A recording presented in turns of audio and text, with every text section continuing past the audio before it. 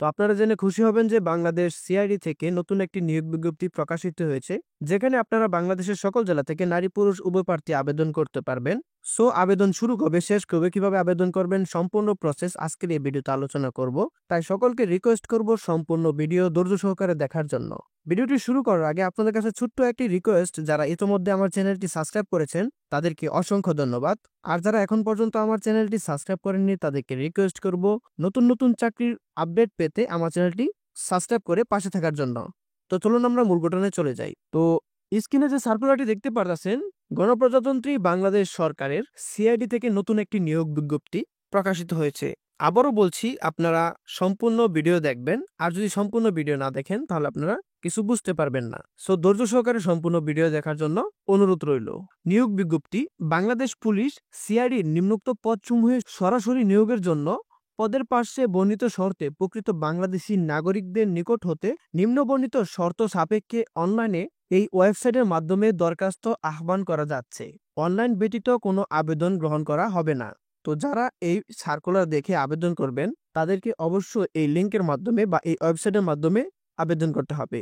যদি আপনারা ওয়েবসাইট ব্যতীত কোনো আবেদন করেন সেটি গ্রহণযোগ্য হবে না। প্রথম যে পদটি হচ্ছে ডাটা এন্ট্রি অপারেটর, বেতন স্কেল ১৬তম গ্রেড, ৯,৩০০ টাকা থেকে ২২,৪৯০ টাকা পর্যন্ত। বয়সসীমা অনন্য ৩০ বছর। পদের সংখ্যা ২টি।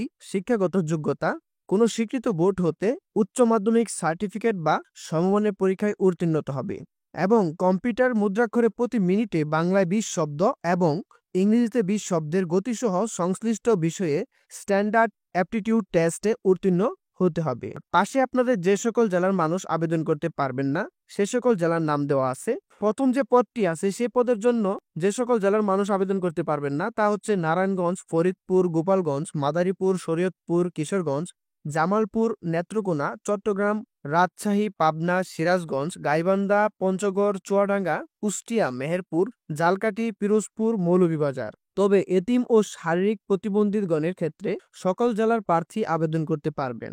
২ নম্বর পদটি হচ্ছে অফিস সহায়ক, বেতন স্কেল ২০তম গ্রেড, ৮,২৫০ টাকা থেকে ২০,০১০ টাকা পর্যন্ত। বয়স সীমা অনন্য ৩০ বছর। পদ সংখ্যা ৪টি। শিক্ষাগত যোগ্যতা কোনো স্বীকৃত বোর্ড হতে মাধ্যমিক স্কুল সার্টিফিকেট বা সমমানের পরীক্ষায় উত্তীর্ণ হতে হবে এবং লিখিত ও মৌখিক পরীক্ষায় উত্তীর্ণ হতে হবে।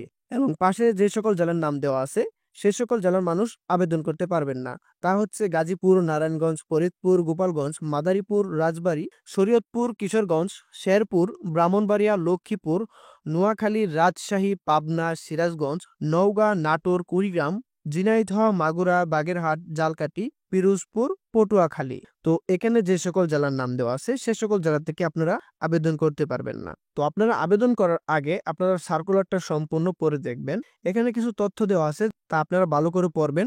তারপর যদি কোনো নিয়ম নীতি থাকে তাহলে আপনারা সেটা দেখে নেবেন।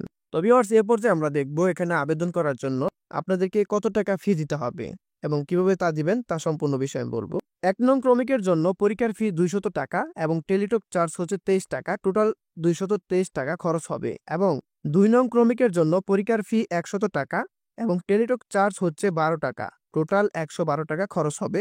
আর এই টাকাটা আপনাদের আবেদনের ৭২ ঘন্টার মধ্যে পে করতে হবে। তো আপনারা কিভাবে টাকাটা পে করবেন সম্পূর্ণ প্রসেস এখানে লেখা আছে। তো কিভাবে মেসেজ পাঠাতে হবে বা কিভাবে রিসিভ করতে হবে সম্পূর্ণ বিষয়। সো আপনারা আবেদন করার আগে অবশ্যই সেগুলো দেখে নেবেন। এখন দেখব এখানে আবেদন করার জন্য প্রার্থীর কি কি যোগ্যতা সনদ বা কি কি ডকুমেন্টস লাগবে। ১ নাম্বার হচ্ছে প্রার্থীর সকল শিক্ষাগত যোগ্যতার সনদপত্র। ২ নাম্বার হচ্ছে ইউনিয়ন কর্তৃক নাগরিকত্ব সনদপত্র। ৩ নাম্বার যদি কোনো কোটা থাকে তাহলে সে কোটার সত্যায়িত ছায়ালিপি। ৪ নাম্বার যদি আপনার মুক্তিযোদ্ধা কোটা বা অন্যান্য কোটা থাকে তাহলে সেটার সনদপত্র লাগবে। ৫ নাম্বার ইউনিয়ন পরিষদ থেকে চারিত্রিক সনদপত্র লাগবে।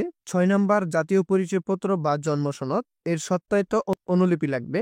৭ নাম্বার অনলাইনে পূরণকৃত আবেদনপত্রের কপি লাগবে।